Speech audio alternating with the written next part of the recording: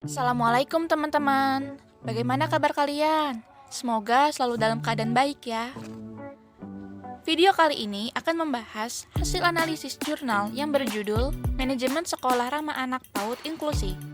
Analisis ini akan disampaikan oleh Rahma Khairiyah dengan NIM 1904732 dan Sheila Aditya Renjani dengan NIM 1904883. Selamat menyaksikan, semoga bermanfaat ya. Baik teman-teman, pertama apa sih PAUD dan juga pendidikan inklusi? PAUD atau pendidikan anak usia dini merupakan suatu upaya pembinaan yang ditujukan kepada anak sejak lahir sampai dengan usia 6 tahun untuk mempersiapkan anak dalam memasuki pendidikan selanjutnya, yaitu sekolah dasar. Selanjutnya, pendidikan inklusif merupakan lembaga pendidikan yang menerima dan memberikan kesempatan kepada semua peserta didik untuk mendapatkan pendidikan tanpa pengecualian, bersama-sama belajar sesuai dengan usia atau teman sebaya.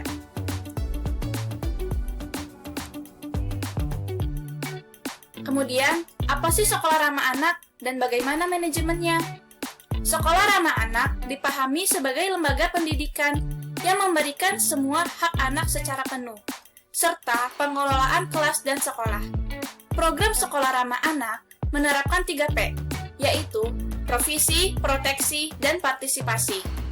Dalam hal ini dapat dipahami bahwa sekolah ramah anak menjamin dan memenuhi hak anak secara penuh dalam setiap aspek kehidupan secara teratur dan bertanggung jawab.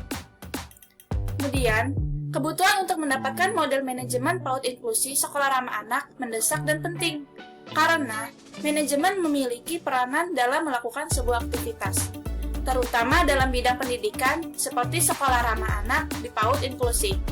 PAUD inklusi saat ini juga sudah mendapatkan perhatian dari pemerintah dan masyarakat, bahkan sudah digalakkan oleh pemerintah. Namun, implementasinya menurut hasil observasi para penelitian masih belum maksimal.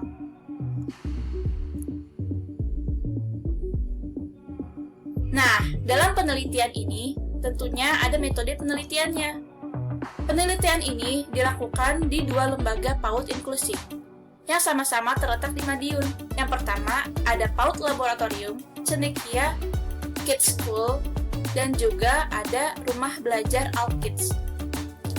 Metodenya menggunakan pendekatan kualitatif jenis studi kasus dengan teknik pengumpulan data. Yang pertama ada pengamatan, di mana peneliti terjun langsung untuk memantau manajemen dari PAUD tersebut, dan juga ada dokumen-dokumen tertulis.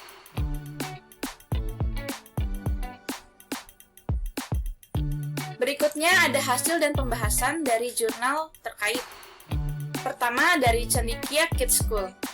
Cendekia Kids School merupakan laboratorium sekolah Universitas PGRI Madiun yang berupaya mendukung program sekolah ramah anak dengan menyatakan diri secara terbuka sebagai lembaga PAUD inklusi. Pada masa awal diberlakukannya inklusif di CKS, banyak muncul permasalahan berupa kekerasan fisik maupun verbal. Kekerasan berupa pertengkaran antar siswa ABK dengan regular yang menimbulkan cedera pada salah satu siswa.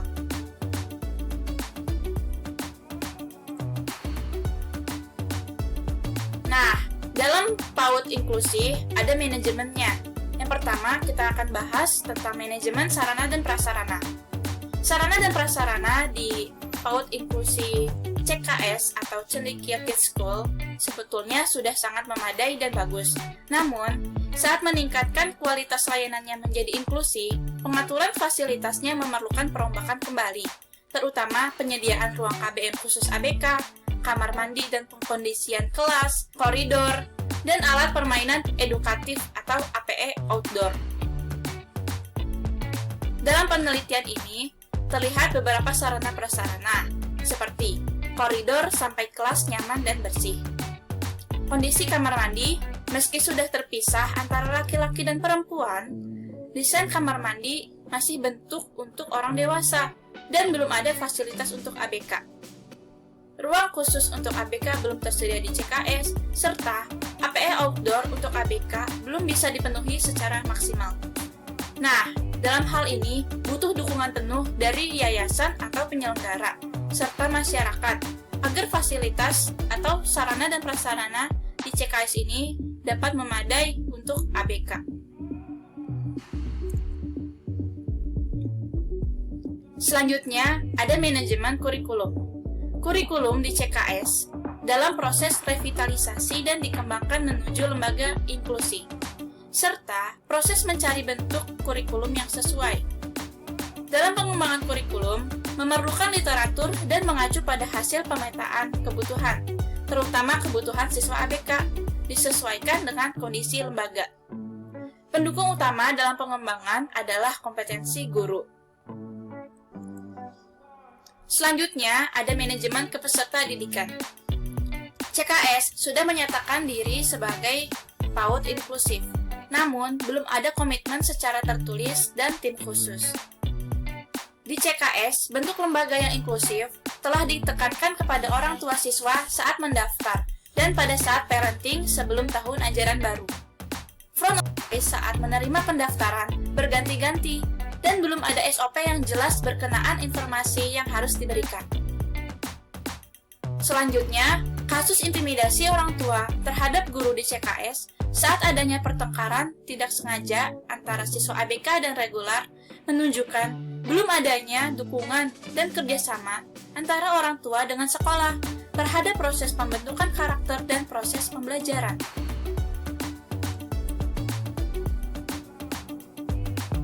Selanjutnya ada manajemen tenaga kependidikan. Di CKS terdapat kendala. Kendala SDM di sekolah inklusi, khususnya CKS, adalah kemampuan SDM atau sumber daya manusia, kerjasama dengan orang tua siswa, dan sulitnya mencari guru pendamping ABK. Dalam mengatasi permasalahan kurangnya guru pendamping, maka CKS memanfaatkan mahasiswa UNITMA yang magang dan menjalin kerjasama dengan kampus. Namun, mahasiswa masih belajar dan belum ada kompetensi yang diharapkan. Guru kelas juga belum bisa mengarahkan bagaimana menjadi guru pendamping ABK. Maka diperlukan koordinator khusus untuk menangani ABK itu sendiri. Yang selanjutnya ada Alkids. Alkids merupakan komunitas atau sekolah rumah yang sejak berdiri sudah menyatakan sebagai inklusif. Alkids secara umum telah melaksanakan 3 basis sekolah ramah anak karena memenuhi syarat lembaga yang sehat, memiliki lingkungan yang asri dan aman, serta tidak ada kekerasan secara verbal maupun fisik yang ditemukan. Wali murid dan lembaganya juga memiliki visi dan tujuan searah karena orang tua dan guru di Alkids dapat bekerja sama dalam proses pembelajaran dan komunikatif. Selanjutnya ada manajemen sarana dan prasarana. Alkids merupakan sebuah rumah yang berlantai 2. Semua fasilitas ruangannya disediakan sama dengan rumah pada umumnya. Tangganya memiliki fungsi sebagai tempat berlatih dan terapi untuk ABK. Fasilitas permainan outdoor-nya tidak ada. Alkids meski sejak awal sudah menerima ABK, namun karena merupakan rumah belajar, maka sarana permanen tidak banyak mengalami perombakan. Sedangkan untuk pemeliharaannya sudah sesuai dengan situasi dan kondisi. Secara umum, manajemen sarana prasarananya sudah bagus, namun belum maksimal. Selanjutnya, manajemen kurikulum. Di Alkids, kurikulumnya telah menemukan bentuk dan terus berkembang secara bertahap. Pengembangan kurikulum di Alkids literatur yang mempengaruhinya adalah Montessori, Multiple Intelligence, dan Glenn's Domain, sehingga dalam satu kelas usianya heterogen. Manajemen kepeserta didikan. Di Alkids tidak ada kendala atau protes dari orang saat terjadi permasalahan antar siswa. Di Alkids, saat orang tua hendak mendaftar kembali, diberi penguatan sebelum masuk bahwa bentuk lembaganya adalah inklusif. Manajemen tenaga kependidikan. Di Alkids, meski sering terjadi pergantian guru pendamping, guru utamanya sudah memiliki kompetensi menangani ABK dan bisa mengarahkan bagaimana mendampingi siswa ABK. Penyelenggaraan sekolah ramah anak atau SRA adalah komitmen secara tertulis sebagai bukti bahwa SRA menjadi komitmen bersama antara sekolah dan stakeholder. Indikator komitmen tertulis tersebut adalah yang pertama, memiliki kebijakan anti kekerasan yang di SK-kan, melaksanakan kebijakan, mencegah anak putus sekolah, komitmennya menerapkan SRA, penyuluhan SRA, komitmen mewujudkan kawasan bebas rokok dan nakza, aman dari bencana, mengintegrasikan materi kesehatan, lingkungan hidup ke dalam proses pembelajaran, dan mengawasi semua kegiatan siswa. Yang terakhir, kerjasama dengan orang tua mengenai riwayat kesehatan anak. Sekolah ramah anak yang wajib diterapkan di lembaga pendidikan terdiri dari 3 konsep. Yang pertama, berbasis sekolah sehat yang lebih menekankan pada sarana dan prasarana. Yang kedua, sekolah ramah lingkungan yang menekankan pada lingkungan yang aman, nyaman, hijau, dan asri. Yang terakhir, sekolah tanpa kekerasan, yaitu sekolah terhindar dari perilaku kekerasan fisik maupun verbal. Upaya-upaya pemerintah yang telah dilakukan untuk mewujudkan sekolah ramah anak dengan mengadakan beberapa program yang diselenggarakan oleh kementerian atau lembaga berbasis sekolah maupun program inovatif. Program-program yang telah dilaksanakan, terutama yang melibatkan PAUD adalah yang pertama, Sekolah Hadiwiyata diselenggarakan oleh Kementerian Lingkungan Hidup bekerjasama dengan Kementerian Pendidikan atau Kemendikbud. Yang kedua, Sekolah Inklusif dan Sekolah Dasar Bersih Sehat yang diselenggarakan oleh Kemendikbud. Yang ketiga, Children Friendly School atau CSF diselenggarakan oleh UNICEF. Yang terakhir ada Sekolah Sehat, Usaha Hak Kesehatan Sekolah atau UKS diselenggarakan oleh Kementerian Kesehatan atau Kemenkes, Komunitas Sekolah Rumah atau Komunitas Belajar Mandiri, dan Indonesia Heritage Foundation atau IHF.